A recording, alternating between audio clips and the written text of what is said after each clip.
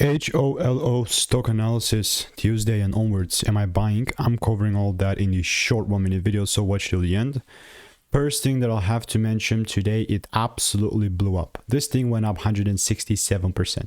It's absolutely crazy. In my idea is the most opposite thing you can actually imagine. It was quite the opposite, but it's fine because no trades got taken, purely because, like I said, the only time where I was actually going to take shorts if I saw a proper double break, and I just did not. So right, so with this in mind, I'm just getting rid of this. I mean, just for context, I've done 33,000 videos over the last 4 years and spent thousands of dollars on courses and mentorships, and I've documented everything. And with this in mind, yeah, this thing just completely, this is like we only have one more trading day until the next new year.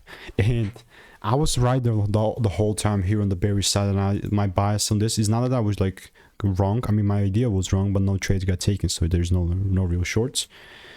And I'm still going to keep in mind that this is still a relatively big supply area they were in.